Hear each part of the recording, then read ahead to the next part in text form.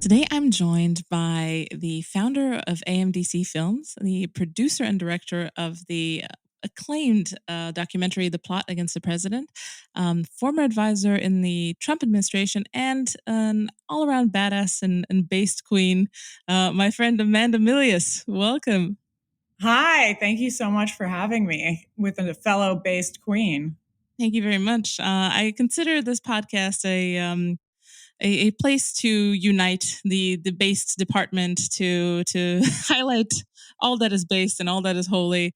And I'm really happy that you have come on. I have a question from our frog friends because I put it out just before the podcast, like, Amanda Millis is coming on. What should I talk to her about? And I think one of the questions was interesting because it's essentially about what does it mean to be a woman in this new dissident right, or what is the role of women in the dissident right? Well, for me, I have found this weird spot, and I talked about this a little bit on a podcast that I'm sure you know that we all know and love called The Perfume Nationalist.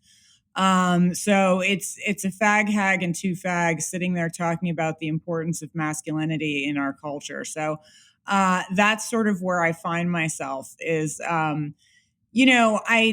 it's not just that. Obviously, I'm very my topics of things that interest me go from just being a political obsessive, mostly obviously about American politics, but all over the place, populism, nationalism, and obviously American foreign policy, two of my sort of wonky hobbies. But the thing that has somehow arisen either because of my dad and my relationship with him, and because he was kind of one of these last relics of a man who wasn't held back by society's new decisions about what men should be, who often gets sort of almost more described as like this macho guy than he really was, in a sense. I mean, at the end of the day, like, the guy was like, he's still alive, but he would say, I want to be remembered as a surfer, like not a director, not a writer, da da da, which is his own thing. But because he raised me and I had a good, my mother raised me, but I mean, I had a good relationship with him. I think I have a respect for traditional masculinity, and I see its loss in society as a really big problem. And I see that as actually being one of the key issues to all of the other issues that I care about: foreign policy, American politics, nationalism, et cetera. What's good for the country, what's good for society. All of those things actually, in a sense, boil down to the family and the role of men and women in society.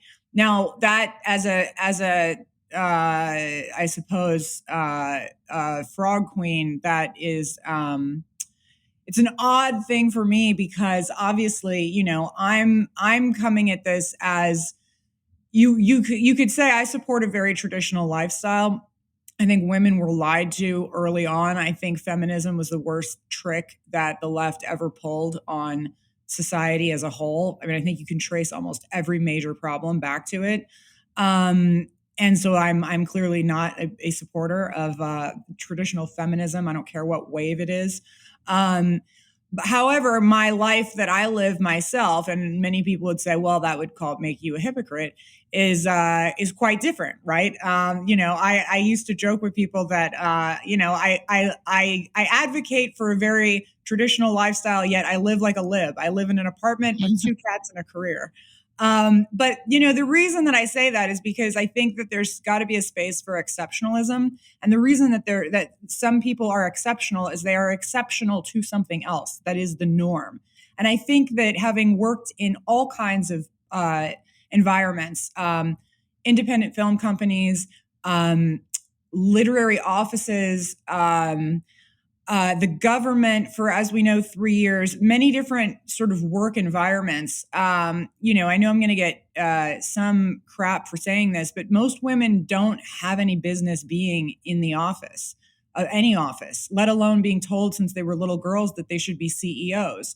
I don't know why. It's unnatural. They don't even want to be CEOs. Like and I think it's really awful what they've done to women, because frankly, most women would be absolutely happier, being mothers and wives, and having traditional lifestyles. And that's not to say that there isn't an exception here or there to the rule. I'm not saying it should be like an across the board rule. It's just that this overemphasis on every woman must be a CEO is ridiculous, because it holds back whatever office you're in. There's always more problems somehow because of it. And then it makes it even worse for people like myself, who I consider, because I can be rather vain and narcissistic and quite full of myself as well. But at the same time, I mean, I am exceptional.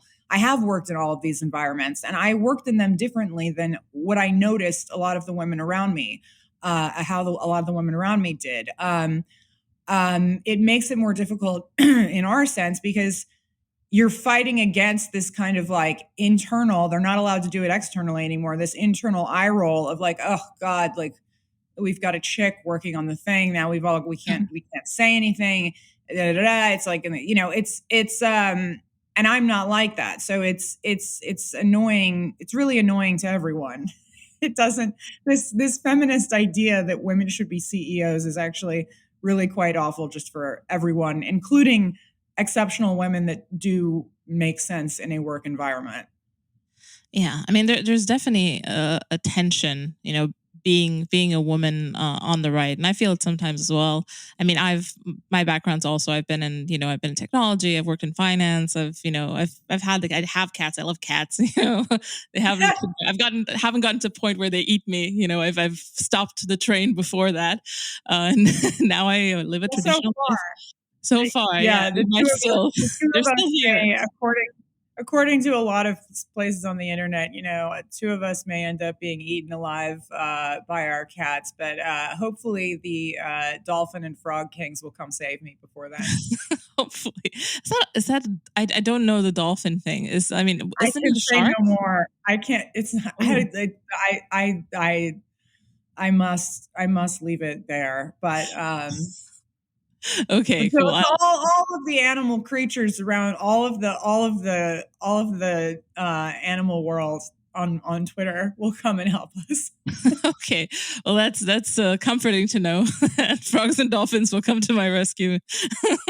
Well, it's well, like I said, it's an interesting place to be. And I think a lot of women get accused of being like pick me's and people who are like, Right. Not like other girls, by trying to appeal to a group that doesn't necessarily favor them in a very direct way like liberalism does. So liberalism essentially tells you that, the world is a free for all, and we want to expand your degrees of freedom with every day, and this is the right side of history, because you as an individual get more freedoms every day. How could you not want more freedoms? And that sounds counterintuitive, to a lot of women. Like, why would I want to restrict my, powers as a woman? But actually, it's a bit more complicated than that, ladies, because the problem is that, once everyone is extremely free, you don't really get the option to live a traditional life. If every man you meet is you don't a cat, get it at all. you're not going to get a husband. It just doesn't. No, doesn't and even some of the things, like for instance, Blake Master was widely praised for his, at this point revolutionary idea, but at a certain point was the norm, that American households ought to be able to live off of one income. And he didn't say whether that was the husband's or the wife's income, but the idea that there ought to be enough, that the economy ought to be built around families. Families ought not to be built around the economy. And that's where we are. So I think, the idea that liberalism somehow provides more freedom, I think people are starting to wake up to that. I mean, you even see people that aren't even involved in politics and don't even understand why, making these little videos going, thanks a lot, feminism, on my way to work at 6 a.m. when I could be, instead of saying like dropping my kids off at daycare, instead of staying home with them and like doing what I'd actually like to do, like I have to go to my job to support our lifestyle, or our, barely getting by lifestyle for many people.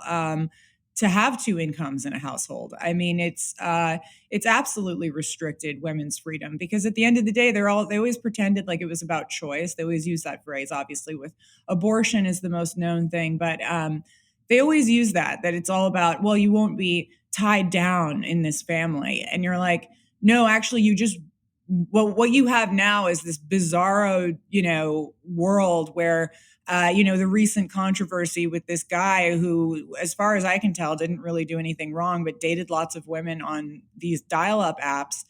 What are they for? If they're apps meant to arrange dates all over a city, like, I don't understand. Like, what did women think that was going to result in? That the highest value men were going to basically use it like a takeout order device, and everyone else was just going to like fight it out in these weird, awkward interactions. I mean, the whole thing, it really was kind of invented by women. They may not have invented the apps themselves, but the culture of it, the culture of women thinking that the thing to do to be tough and to be cool is to be like, oh, well, I just have free and casual sex just like men do.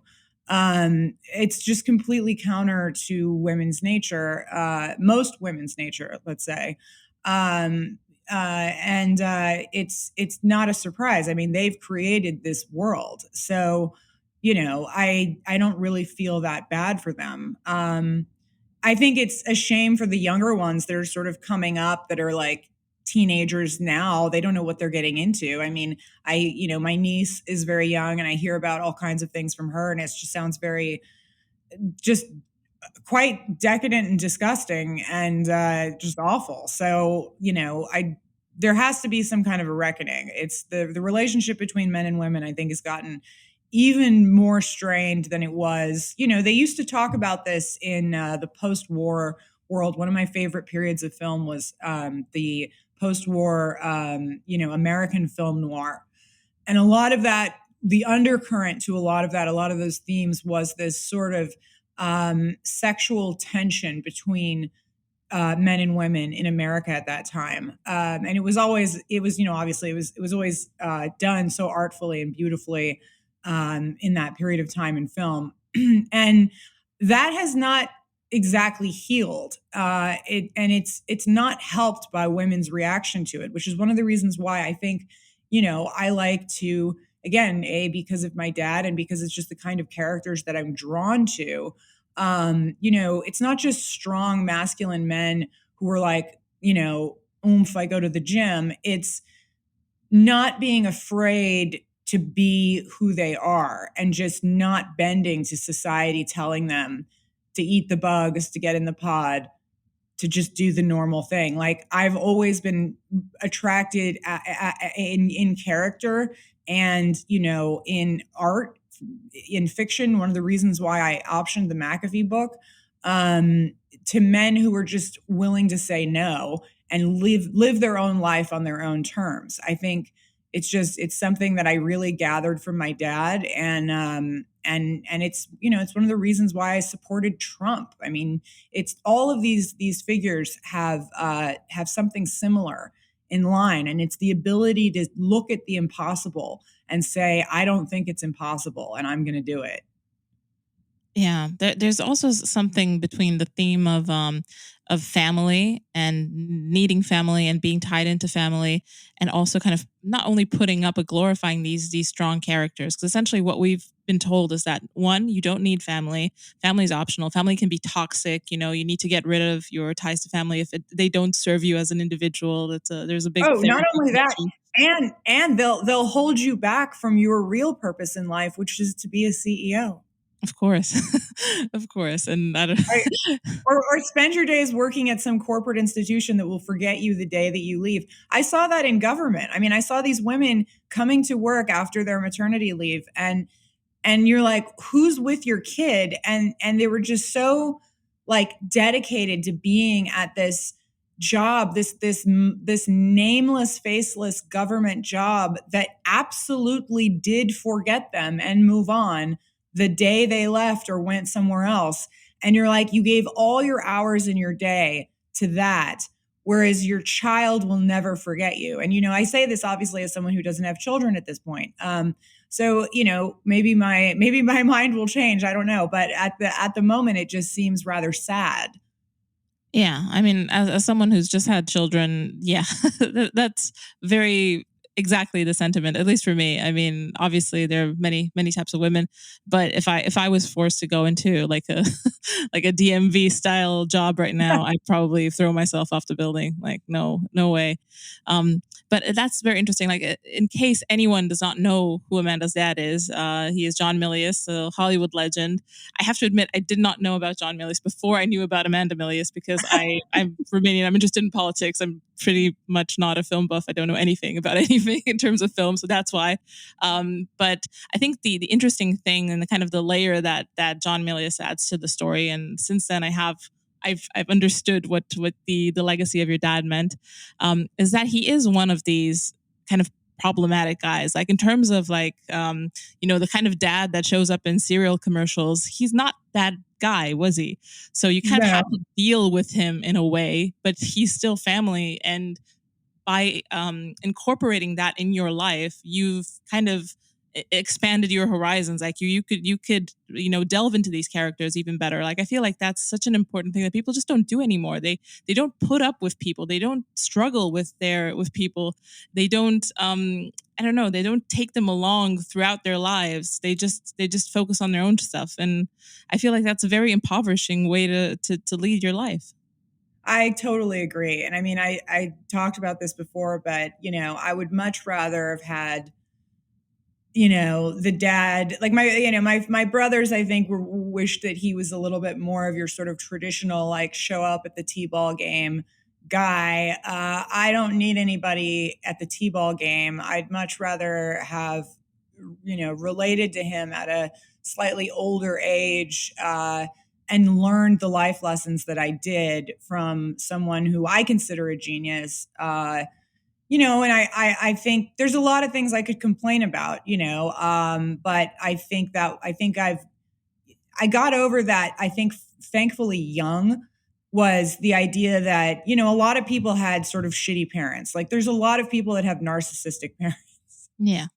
Not all of them are also, genius filmmakers and sort of philosophers that you can learn a lot from. So, you take the good with the bad, but I think it's much better to be thankful for that. And, I mean, I still struggle with it, obviously, like, I even showing him my clip on Tucker, which he wanted to see, is like a total process because he's basically held hostage by the cross-eyed hooker that he's moved into his house. Like, he does really weird things that absolutely disrupt the function of a normal family life. Obviously, my parents are divorced. They have been for a long time, but for whatever reason, still remain really, really good friends. Like, they hang out every weekend, go shooting.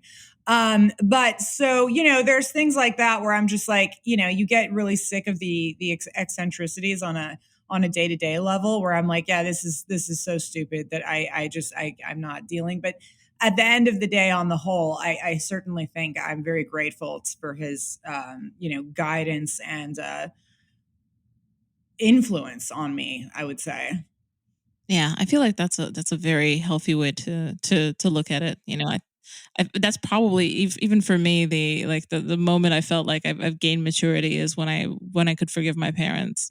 Like, they were flawed people, and for a long time I was a bit like caught up in therapy culture. I was like, oh my god, kind of counting their sins every day. Like, oh my god, what they do to me? So how do I have complex PTSD and stuff like that?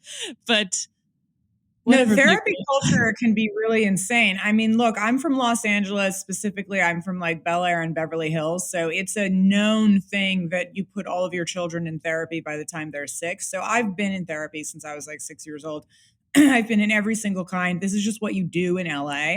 I obviously haven't since I've left. I think I cut that out when I went to film school just because there was no time. And suddenly you realize you're like, oh, the rest of the world doesn't live like this. You don't need to go like indulge yourself every 5 seconds. And for certain people, I actually think therapy is quite necessary. But the overuse of this, yeah, like shifting is and all therapy is different, but there is a great deal of it that seeks to blame your problems everywhere but yourself. And also, by the way, it rose when the church, and look, I'm obviously Jewish, I'm not Christian, and so when I speak about like things like the church or religion, I'm speaking about it in whole. When people became less religious, especially in the United States, suddenly therapy replaced this extremely well tried tradition that actually worked for millions of people for many years, like which is the idea of faith actually solves a great deal of problems. And therapy is this weird sort of backwards band-aid that they put on it to sort of do almost the opposite, where placing your problems in the hands of everyone else is somehow going to free you.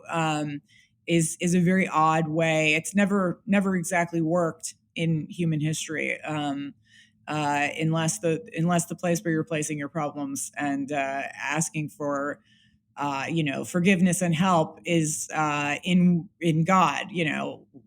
Whatever religion you may be into. So I think that that's actually one of the biggest problems we've got as well, is we basically are living in a post-religious society, which there's only certain times in history where that's ever existed, and they haven't been bright spots on Mhm. the historical timeline. Yeah, but we now are reasonable people. We have overcome. The Enlightenment has set us free. We are on our way to progress. Nothing can stop us with science on our hands, science with a big S. Yeah, things are looking bright. I think this year actually maybe, I mean, if we can, if somehow people can get some perspective on the last 2 years, it might have finally killed that idea, finally, that like science as the new religion is an absolutely it is not worthy of being that replacement. It can't be, and it is not. And I weirdly used to harp on this back when I was an undergrad, is there was always this group of people that were like, get your religion out of my science. And I would kind of always want to say, get your science out of my religion. It's it there's going to have to be a reckoning, and I feel like the last 2 years have actually kicked that off. If there's anything that we can be hopeful about having come out of the last 2 years, I think that a lot of people seeing the sort of hoax in what a lot of people call science has been very helpful. Yeah, it seems like it's raining red pills in the last few years. At least from my perspective, obviously, I see them very well because it's my echo chamber. What does it feel like in Hollywood right now? I know you're not in Hollywood exactly, but you're kind of part of the larger Hollywood milieu. Is it survivable being a conservative in Hollywood, trying to make any sort of content, movies, I documentaries? mean, I don't think so. The people that I hear from, they want to work for us either, and then it's fine. I'm always happy to have people work for us under assumed names, because they will never get hired again if they work for me. It goes back and forth. I mean, I have relationships still in Hollywood, and I talk to people there. All my lawyers and a lot of the infrastructure of my company is there because it's the proper place for it to be at the moment. But there's no reason for me to be there. I don't have to go, bow down to these deciders of what content is anymore, which is an incredible thing, and that's only due to the fact that I have a large audience. By which I mean the large audience that watched Plot Against the President, which is still available on Amazon and iTunes and YouTube Premium and Rockfin, and the ever relevant Plot Against the President. But the fact that that audience is still there and is willing to seek out the good content, that's going to be a thing in the next couple of years. Amazon is going to make it extremely difficult for me to have another hit like that. They changed the rules to their the policy after our movie came out. They will no longer accept documentaries, unsolicited documentaries after Plot Against the President. So they're willing to kill off half the independent documentary industry, which is usually actually almost entirely filled with libs. So they don't care. They're willing to kill all that off in order to not have some breakaway hit like what we had. However, there's lots of other platforms popping up. There's lots of things that just may mean that the audience has to pay attention and spread the word and work hard to tell people where they can find things. I think this is a minor blip. It might last a year or two, but I think eventually the dissident content creators will have a platform that will solidly put out work without question. And I think that'll come about. But so yeah, so Hollywood, I mean, I can't even imagine living there. I have to go there like once every 2 months or so. I think I got through last year only going there like once or twice. I try to go as infrequently as possible because as soon as I land in LA, I feel like I'm choking. Um, Again, on the podcast I did with Jack, the perfume nationalist, we reviewed the Day of the Locust, which is sometimes considered harder to watch than a snuff film. That's how unpleasant it is, and that's really how I feel about Hollywood. It's like one of the most stifling places. I also grew up there. A lot of people don't like going back to where they grew up. There's a reason I live entirely across the country. I live in Washington, D.C. It's the most opposite place you could possibly be from Hollywood. I went to college in New York City. I mean, I tend to find myself running to the other side of the continent most often. So, yeah, I don't think I can't. I don't know what to say to people that still live in LA. I think they should move. I don't think that there's really any hope in it getting any better. I think it's going to get much worse. I think if they hate it there, they should move. I think Dallas is wonderful. I think I really like where I live now, which is in Alexandria, and I think there's plenty of wonderful places to move to that aren't miserable. The weather's not that good. I mean, it's pretty good, but Nashville is taking off, obviously, with the planting down of the Daily Wire and their massive studio system, which is there. They've got a whole huge infrastructure, which is extremely impressive.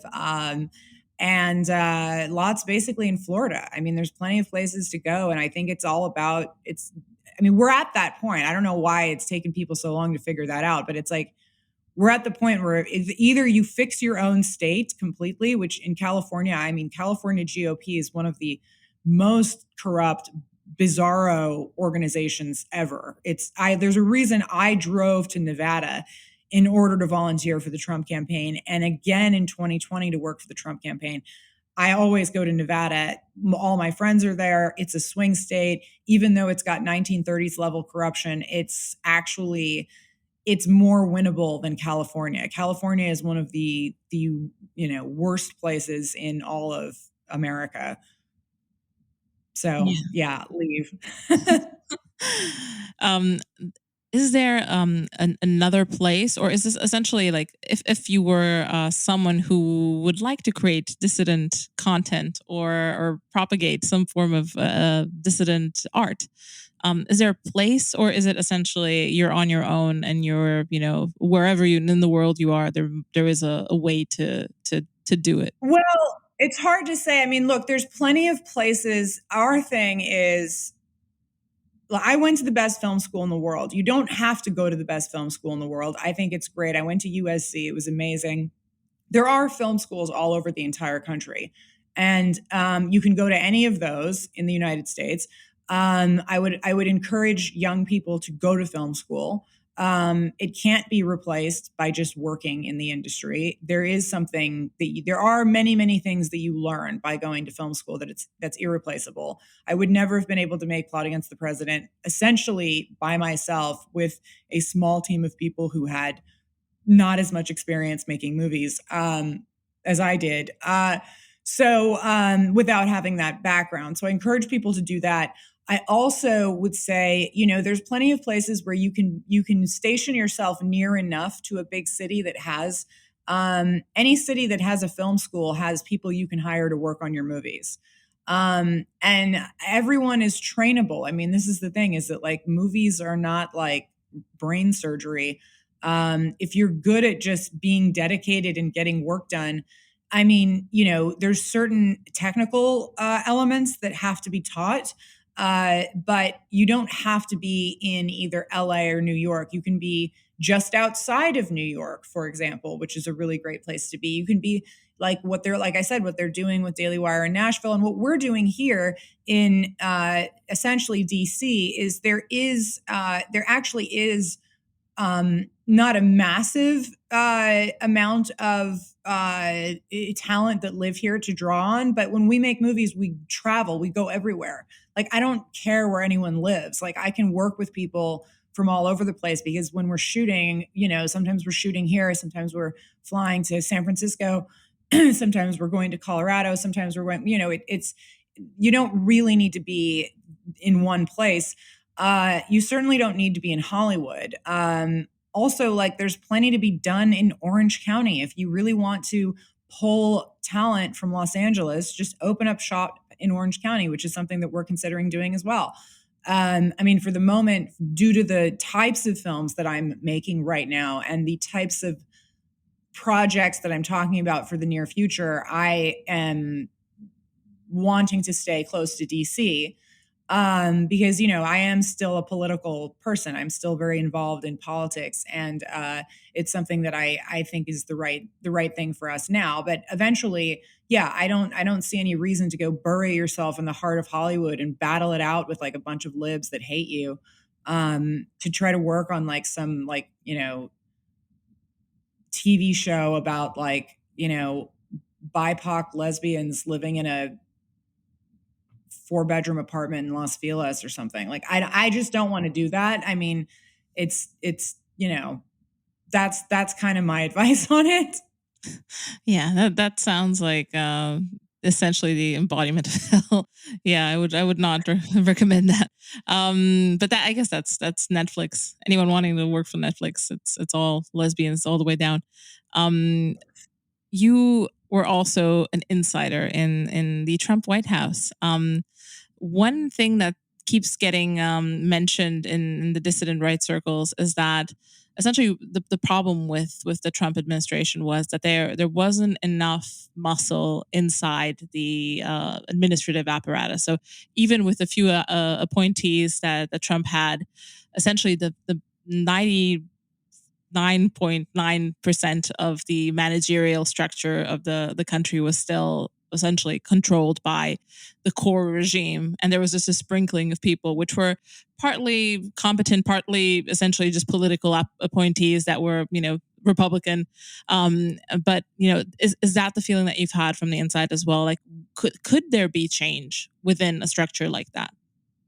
Well, yes. And I mean, I'll say that, I only worked in the White House for 6 months. I was on detail from State Department. So I do understand State Department much more. But the White House is different because the White House is basically, they have very limited staff. So a lot of people that work there are pulled over from the other agencies on detail, whether to the NSC or DPC or whatever. But so the White House has its own set of issues, which is common in any White House, which is that basically people who are supposed to be working on something going in the same direction are perfectly willing to stab each other in the back just to get closer to the sun. And I was warned about this, and I kind of stayed in my lane over at State Department for most of my time in the admin, and it was actually quite true. So I would much rather be stabbed in the front by my enemies in the deep state than stabbed in the back by my friends in the White House. So I don't know how you fix that, but it was a difficult time. Also, I think by the time I was over there, it was like year 3. But there were some amazing things that went on earlier than that. I mean, a lot of the stuff that my friends of mine accomplished early on in the White House was really incredible. But in the agencies where you really are outnumbered, okay, so in the White House, you're not really outnumbered. There's, for whatever reason, a lot of dumb people, namely McMaster, had this fantasy that you could staff something like the NSC with mostly careers who had just previously been working in the Obama administration, and somehow these like totally apolitical careers are just going to go along with our administration, which is why, like, that was a disaster. But in the agencies, yes, you're extremely outnumbered. And that's just the way it's always been since the creation of the civil service, which is that political appointees are meant to be few and far between and to be sort of guide the careers into the new policy of whatever the new administration is. Basically, they've built the government so that no matter who the president is, really the policy never changes, because you're only ever dealing with little sprinkles of political appointees in massive, massive bureaus where you could never keep your eye on everything that's going on at once. It's very unless, I mean, we basically have to do a massive overhaul of how we how we structure the government. And these things are possible. There are people that are working on ways that this can be done. It needs to be done. I mean, this has all been going on for over 50 years. It's not just special to our administration. It's just that our administration was the first one that actually wanted to do something different. So it was very noticeable. Whereas, like, people don't really realize that the difference between the Bush and Obama administrations was virtually nothing, especially in somewhere like State Department, where it's the foreign policy is almost identical, except for the Obama obsession with getting Iran the bomb. You've got, the Bushes destabilized the Middle East in a different way. They did that by invading Iraq and killing Saddam and all of that. It's not something that is, the structure is not particular to us. It was very, very noticeable in our admin. So that's basically the problem, is that we would need an entire overhaul of how the US government is built. And it's, like I said, it's built so that, my thing that I keep wanting to draw people's attention to is that what's been going on for a while, little by little, and is really been amped up now, is they really want to decrease the role of the president. They don't mind that all of us are sitting here going, we know Joe Biden's not in control. Who is running the government? Like, we want to know, like, who is actually making any decisions? Because clearly this is a man who has told things at the very last minute, propped up in front of a podium.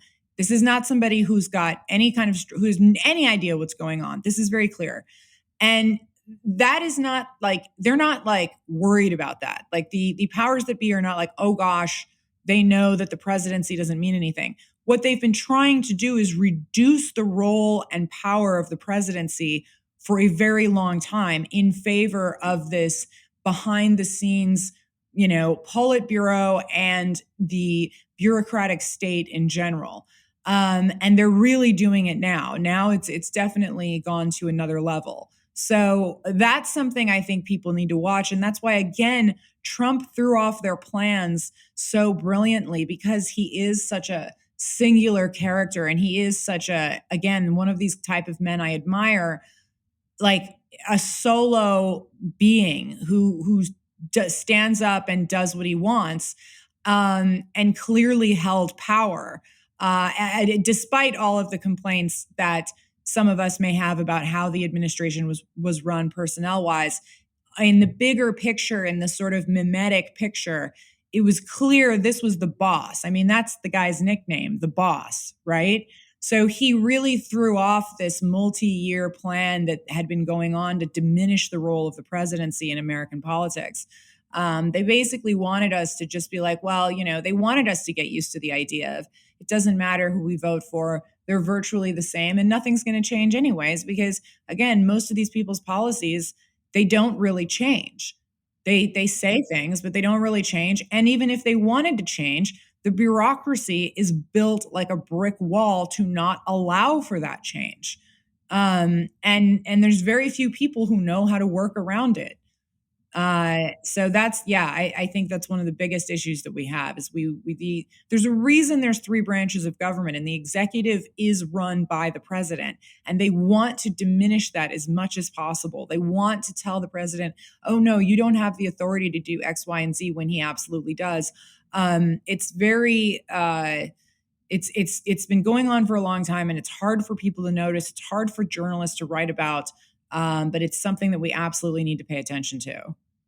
Yes, and my fear is that it's really a deep seated problem, because essentially it flows almost from the premises of liberalism, the idea that there is such a thing as a political science, that there is a way, a rational way to run government, and that if we only get dial these, the knobs in well, if we only place the nudges where they have to be, so that the state runs like a well-oiled machine, then essentially that's the purpose of politics. So essentially, for that, you only need thinking heads. You don't really need politics. You just need the machine to grow, and you build the machine incrementally with all these geniuses that you put in places like bureaucracy.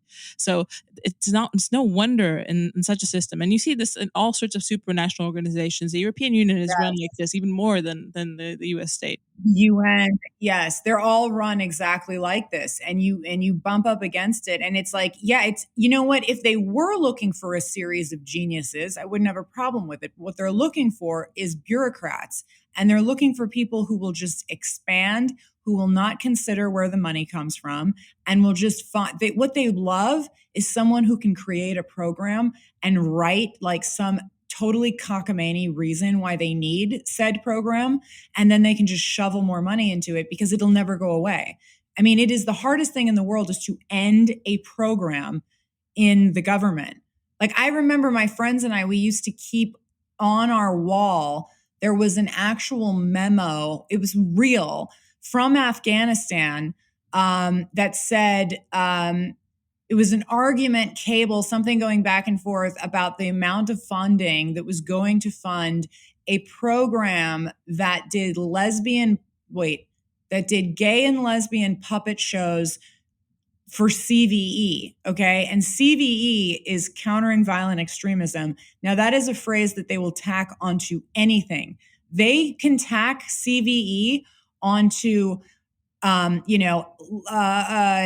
we'll have a program that teaches Afghanis how to match their socks to counter CVE, and it'll get approved. Anything with CVE on it will get approved. And there were those of us that were like, stop, we're just not using that phrase anymore. Like, just none of this, end all of this. None of this is happening. And that's why when something like the withdrawal from Afghanistan happens, I know what it's like to be in the State Department during some type of a crisis.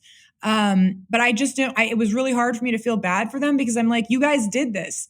Instead of spending all of your little stupid programs you guys invented so that you had something to do during the day, the government is a never-ending railroad. And if they finish the railroad, they realize they might get moved to a different building or moved somewhere else. I mean, God knows they won't get fired, because you can't fire bureaucrats. But basically, they have to come up with a reason to just build the railroad around the world twice, and then 3 times, and then whatever. Like, they just want to keep doing the program. And so yeah, I mean, it's so frustrating. We would see these things, and I'd be like, yeah, like, maybe instead of spending all of your time doing what you knew in your heart was bullshit, you guys knew this was all bullshit. You knew Afghanistan at this point was nothing more than a place for the State Department bureaucrats to play games with programs, and for every single bureau to get in on it. I mean, the idea, obviously the sexy thing would be to be in like the Middle East Bureau and to have something to do with Afghanistan that actually sort of made sense and had to do with like actual, spooky things that mattered. But then it went out from there to the point where, even the bureau I worked at, which was International Information Programs before we closed it, or merged it with Public Affairs, the fact that they even would be like, well, I could come up with a knitting program for the women in Afghanistan, and that would be great because we want to empower women. So I can find one part of the national security strategy where it says empower Afghani women, and any program they could write under that, they could walk into their boss and they could say, well, this fits under the national security strategy. We're empowering women with bead making classes. And I mean, that's what they were doing. They're spending taxpayer money doing this. And they have no shame about it. They don't care. They wouldn't do it for women in West Virginia. They're not going to do bead making classes to get extra money for women in West Virginia who are whatever in poverty, but they'll do it for Africa, they'll do it for Afghanistan, they'll do it for anywhere else, and they'll really mean it. Yeah. I've had people come to tears when I told them that we were killing some of these programs, where I was like, yeah, like you're bead making in Botswana or whatever. Like, I know, like, you're going to have to put it in another bureau. Like, we can't, they'll have 5 of them too. Cause remember, like, government is repetitive. So you've got, 10 different bureaus in doing various versions of the same bead making program. I mean, it's enough to make you insane. Like, there's a reason, besides just having to direct the movie, that I had to resign by, whenever it was I did, March, April of 2020. It's 2020, yeah. I just started to go nuts. I could tell I was going nuts because my emails were getting really frank. My emails were getting very, very, most of the time I was able to sort of like, get mad at people in person as opposed to on email. But when I started just going, I was like, I have to get out of here. This place is driving me insane. Yeah, yeah, it's interesting that I've known a few kind of EU bureaucrats, and like that, they were extremely sincere about whatever shitty program they were working on, and they thought it was the most important, I don't know, subsection of whatever That's what absurdity. this is. It's America, it's the European Union, it's the UN, it's all of these global institutions. They are meant, it's so sick because the people that do it, they think that they know better than us and they think they're better people than we are. Oh yeah, It's all meant to drain all of our money.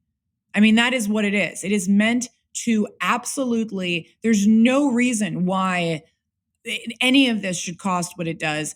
Every single one of these institutions is made to drain the funds of the middle class, to destroy the middle class, and empower every globalist system that exists. That is all that that's it. That's all that they're doing. It's sickening. And to be in the room with these people while they look at you like you're just a bad person who doesn't like women in the Congo who want to have a bead making business. You're like, I don't mind the women in the Congo that want to make a bead making business. I just don't want them doing it with the taxpayer money of the people who I just knocked doors with, who are working 2 jobs in the United States. Like, I'm not a bad person. I'm actually a good person. Like, that's the thing, that the moral high ground, I just can't stand it. The way that they would behave, and they still do. They still behave this way, where they're literally on the eve of the Ukrainian whatever their current fuck up, and they still think that they just outed a fascist regime. It's unbelievable to me. yeah, yeah, and it's interesting to see the Ukrainian thing happening now from the perspective of here in Eastern Europe, because people they're getting a bit antsy about Russia. That's essentially a local Right. problem, but we used to have kind of this guarantee from NATO that things would be like, at least that there was kind of like a stalemate with Russia, that they're not going to come closer. But now they're coming, and I feel like people are getting a bit hot under the collar here, especially in my region. Like, Oh, what's going to I'm happen? sure they are. But I mean, NATO's been a joke for however long. I mean, one of the first meetings I went to when I worked at the State Department was NATO related, and I was like, oh my God, like, they've spent billions of dollars on a building and then decorated it with pieces of the wreckage of 9/11. And I was like, I was like, oh, another globalist nightmare. Like, yeah, NATO is a total disaster. However, I mean, if you're fond of NATO, I will say at least the Trump administration actually got the Europeans to pay anything close to their fair share of what if they actually care about NATO, they should be paying, which was interesting to see everyone freak out about, us on NATO when we're the ones that actually got them more funding than anybody. But yeah, I mean, I'm sure it's probably stressing people out over there. But this is the doing of these global institutions that promised us that world peace would only be possible if only we handed over all of our funds and all of our faith into things like the UN, NATO, the European Union. I thought this was what was supposed to make everyone feel safe. I didn't think, all it is proof more that nationalism is needed more than ever. If you're a strong country, no one will fuck with you. If you're not a strong country, you depend on you'll always be depending on other countries. I mean, it's the same thing with human beings. I prefer not to be in a position where I am dependent upon the kindness of others, because it can change at any minute. Now, that doesn't mean that I don't, to work and to be successful and everything else. We all depend on the kindness of other people, and we all must, and that's a community, and there's a difference between that. But self-reliance being this very American value that I learned, or at least was taught very young. I mean, I did grow up in a fairly privileged situation. I still threw a fit and didn't like it and kicked my feet and still managed to behave badly in it. But it's there's something that I did get instilled in me, which is this idea of self-reliance. It's supposed to be the number one of the most important values that you have as an American. And I think it's crossing boundaries. I mean, even, Yoram Hazony's book, The Virtue of Nationalism, it applies everywhere. And it's the way that so it's the counter to the EU. And I think it's a very, very useful philosophy at this point. Yeah, it's an interesting thing to be in one of these countries that essentially benefited quite a lot from the EU up to a point. There are a lot of people. You get a lot of direct transfers, from the EU for structural funds and all this stuff to build roads, to get factories. There's a lot of downsides, but I think up to this point, there's been a lot of upside. But the chickens will come home to roost for Romania. This is, there's no such thing as a free lunch. And also a lot of the money got diverted into like oligarchs and, privatizations and all sorts of crazy stuff. But I think in terms of NATO, I think that there's also kind of a narrative war going on here as well, because essentially what the Russians are doing and what the narrative that's coming now through the European Union is, the Russians are coming. This is like the Red Army. They will rape and pillage your villages. The stories that your grandma told you are all going to come true. They're going to come through every part of the former Soviet Union. And essentially, that's not really what they're doing. Like, they're essentially in kind of if they were, they certainly under-trooped themselves, because if they were actually going for an invasion, I think we'd see a lot more troops than we do. It's not good either way, but this fomenting this idea of World War III it's just as ridiculous as when they did it to us. When the Trump administration took out Soleimani, thankfully, from Iraq, which I loved, because one of the things I always have to get in arguments with, because I tend to be on the very nationalist, nearly, close to isolationist policy. But there's a big difference, which is that I actually understand the difference between Iran and Iraq, which most people who talk about this stuff don't, namely the fact that Persians aren't Arabs, which most of the State Department doesn't even seem to understand. So, Iran was a country for millennia before England drew and imagined Iraq on a map not that long ago, which is a fake country made up of basically multiple different countries that has no business being a country. But anyway, all this to say is that, yes, this is one of the issues I tend to get into with my nationalist friends, which is actually killing Soleimani was the anti-deep state thing to do, because what the American deep state wants to have is a continued destabilization anywhere of the Middle East, of anywhere they can have destabilization, because that's what makes money for the Raytheon, for any of these defense contracting companies that basically employ everyone in Washington, D.C. I mean, if you're not in the government, you're at one of these organizations, these consulting and defense contracting firms. But point being, yeah, I think that, I think it's just as silly to think that we're entering World War III and that we're all going to get drafted and whatnot, as it was when the left freaked out when we killed Soleimani, and they were like, oh my god, like you had like all these like soy boys like doing what TikTok videos, like being like, I can't get drafted, like like I don't think that's where we're going. Yeah, I mean, I sure hope Although so. I never just, when you think you've seen the Biden administration at its worst, don't discount that they might also accidentally set off World War III too. Like that could, hopefully not, but I think it's just going to be another American embarrassment. Who knows? Yeah, just don't leave Biden alone in the room with the nuclear button. Yeah. Yeah, no. The other thing I want to talk to you about is John McAfee. He is another like McAfee, is it? Yeah. Okay. Sorry, Yeah. John McAfee. He is another one of these like singular masculine personas. Very mysterious guy from beginning to end. I've seen one documentary about him, which was essentially just yeah. I think it was just a long litany about prostitutes and Belize and suspicious, weird stuff happening with him there. I mean, why is John's story a worthwhile story to tell?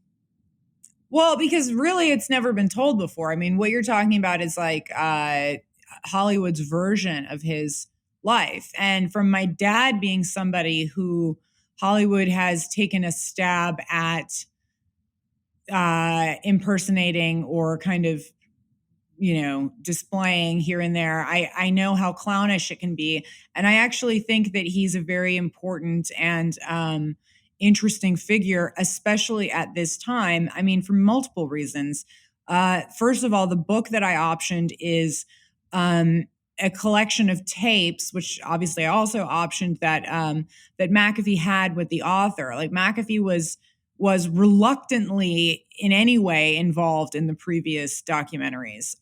This is actually him telling his stories the way he wants them to this author. Now, that doesn't mean that they're all true, okay? So if somebody sat down with my dad and was like, tell me the story of your life, which has happened on occasion, he'll begin it by telling you that he was a mountain man. He won't tell you that those were the mountains of Bel Air.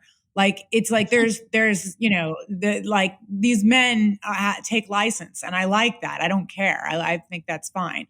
But I think that that's one reason why it's really interesting, because it's his actual thoughts, the closest to when he was killed, I assume, because the idea of him committing suicide just doesn't ring with me. I think he's made that clear on many occasions. Obviously, he had the word "whacked" tattooed on his arm after Jeffrey Epstein was whacked, to say, I will never kill myself, and if I do, this is what actually happened. And then lo and behold, he's suicides himself in a Spanish prison, when he's not even wanted for charges that are anywhere near what Epstein was wanted for. I mean, this was not a man who was accused of anything with underage, this or that. All he was, I mean, he liked sex, drugs, and rock and roll with all different kinds of women. And, this is, a common, a little bit more common than people might think. And obviously there was a situation in Belize. I mean, I'm going to dive into all of it, but I want to do it from his perspective. I want to honor him and his family. I feel very much for his grieving widow. They obviously had a very special relationship. You can see it. I used to follow him. I mean, here's the thing. I was following, I used to joke my two top candidates for 2016 were Donald Trump and John McAfee. So I'm not exactly going out of my lane with this. We're going to potentially do a documentary, and I am developing a scripted feature, which is what I would direct if that comes to be.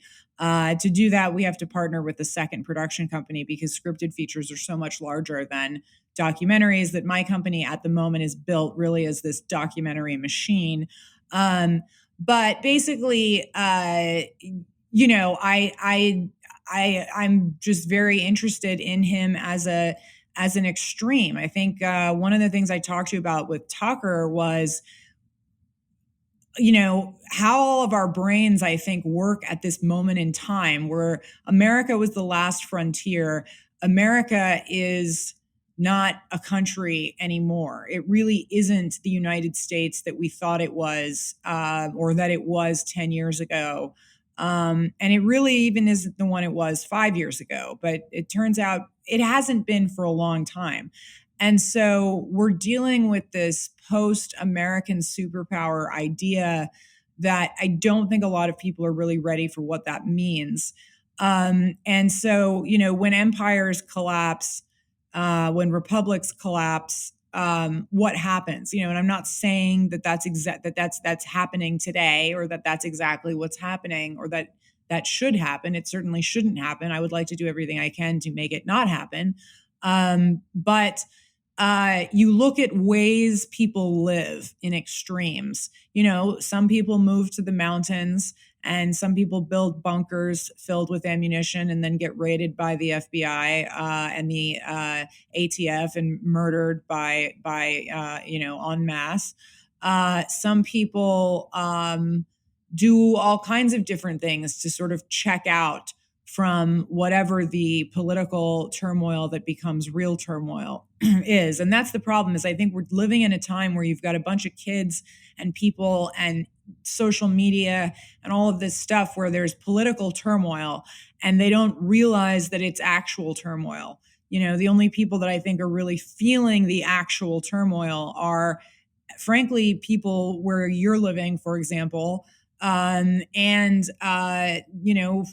For another example, people like the January 6th defendants who have been rotting away in a special prison made just for them, which we used to call, I think, a gulag for political prisoners in the United States.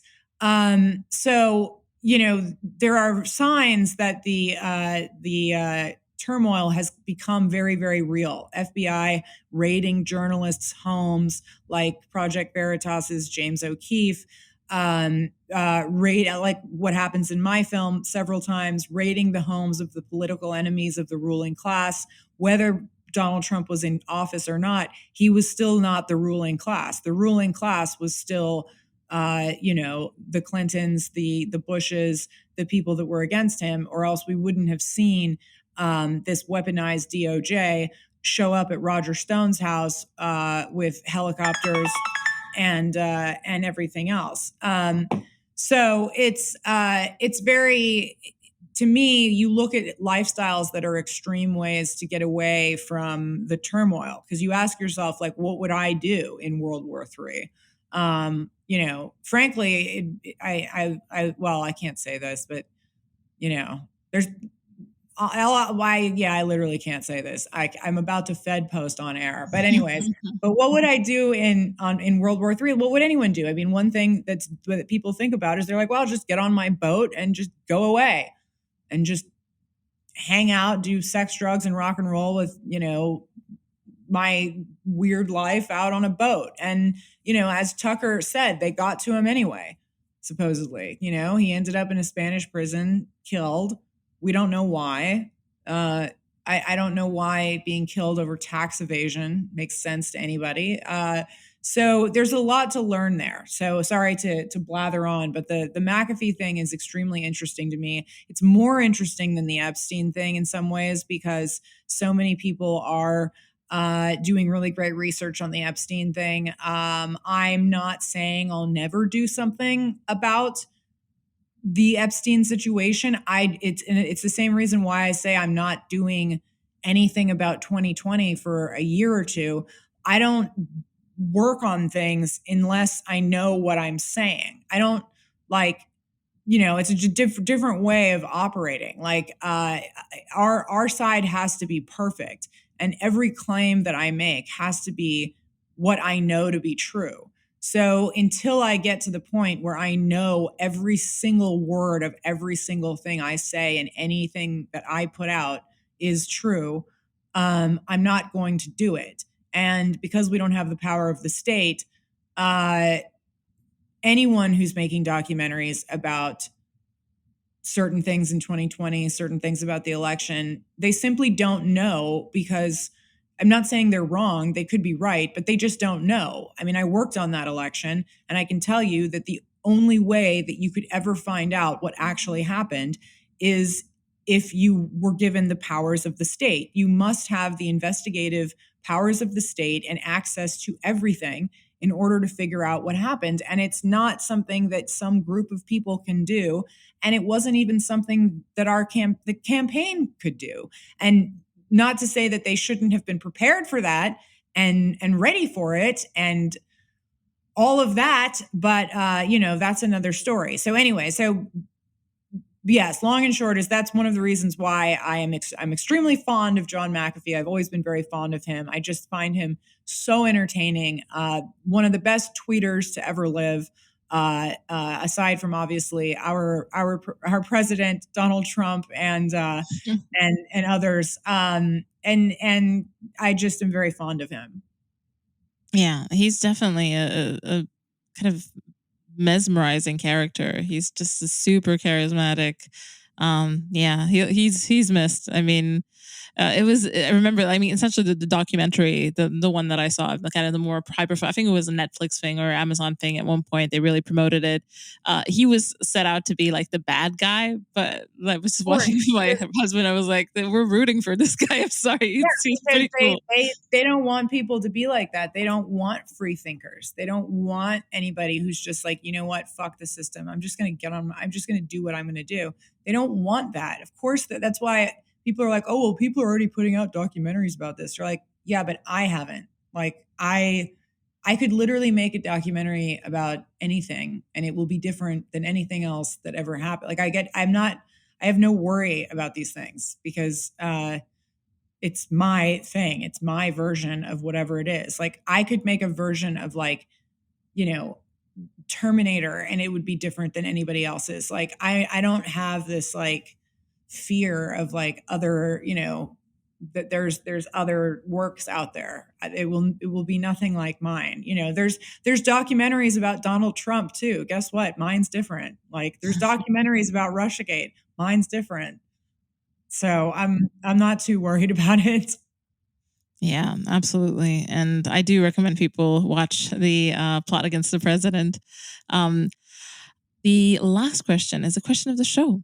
I want to ask you, do you have a subversive thinker, living or dead, could be a writer, it could be even a filmmaker, that you think is underrated and that people should do well to check out?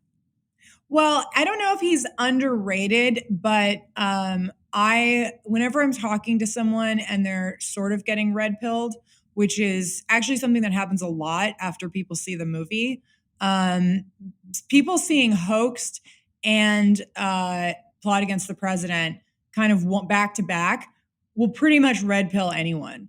So, like, if you have friends that you're like arguing with all the time and you're like, look, can you just watch these two movies, then just we'll talk.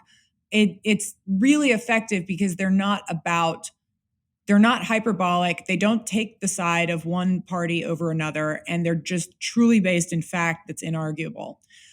So when I talk to such individuals, one of the first things I always do is I always say what you really need to do is read Andrew Breitbart's book, Righteous Indignation. And I was unfortunately sort of too young to have spent a time with Andrew when he was creating some of the institutions that he had created in Los Angeles for conservatives in Los Angeles, which he did. And he comes from around the corner from where I come from. Like, it's weird. Me, him, Stephen Miller, and like a handful of other really, Steve Bannon, tough conservatives come from like the same corner of Brentwood.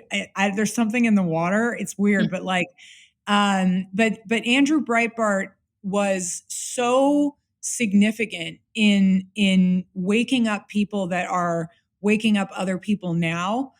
And he saw through, I mean, there's times like none of this stuff would be happening if he was still alive. Like, thank God for Chris Rufo and fighting against the CRT stuff. But like Andrew Breitbart saw past every race accusation, every trick the left did, because he was a communicator. And that's what we really need, is just sharp, fast, brilliant communicators.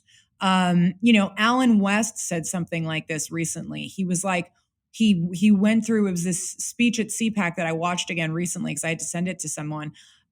He went through the recent mistakes the right had made, which could have been solved in 10 seconds had we had anyone with half a brain doing comms on the right.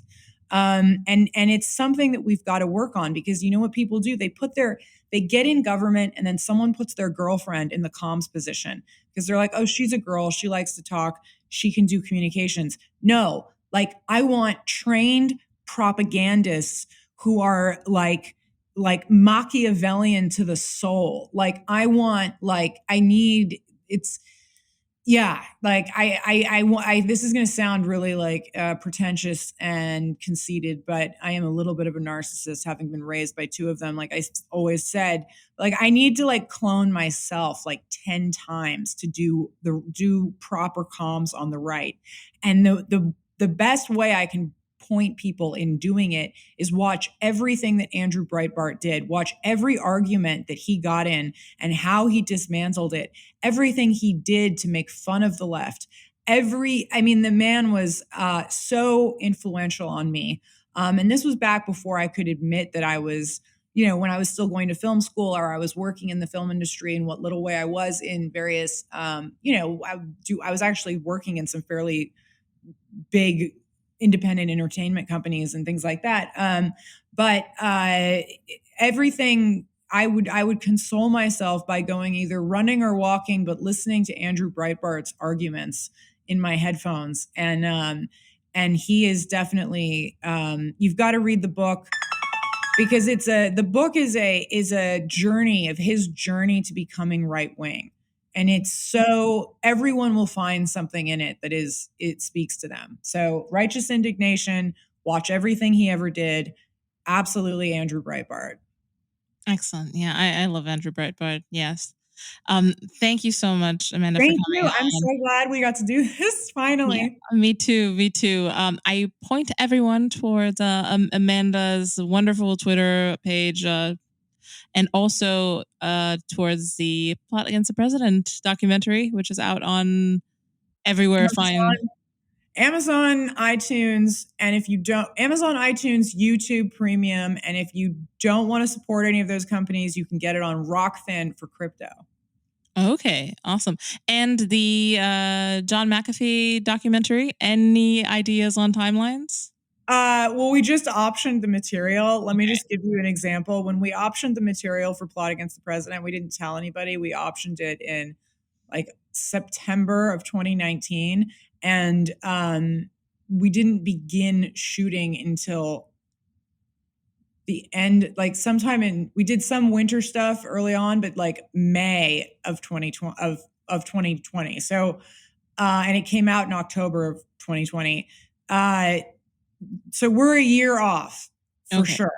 Like there is no way to make it faster than that. We just optioned the material, and we got Lee Smith's next book, the what was based on this article, The 30 Tyrants, which is going to be the mother of all China documentaries, which is going to go into everything Wuhan, the history of China being sold off, the United States being sold off to China. We've got 4 more documentaries that we haven't announced yet. We have a lot going on. So there's going to be a lot coming out. Excellent. That sounds absolutely amazing and terrifying and hopeful. I don't know. It's wonderful. At least it keeps you in business. I mean, the fall of our empire seems to be an extremely gripping material. So Yes, and I mean that's the thing we need to. I do this all the time, but I encourage like there's all these Republican donors donating, lighting their money on fire, and I understand why to candidates. We absolutely need to get good candidates in. But I'm not an organization. I'm not a donation organization. It's a business. It's an investment. Like it's I don't it's so insane me explaining to people on the right, the supposed like free market, like entrepreneurial right. We have to make this a business that makes money and can repeat itself, or we're never going to be able to compete. So that's what we are busy doing, is making hits, and we'll continue to do so. yeah, thank you so much for doing that, and good luck with all the new documentaries. Thank you so much. I'm so glad we got to do this. Cheers. Thanks for coming on. Cheers. Bye.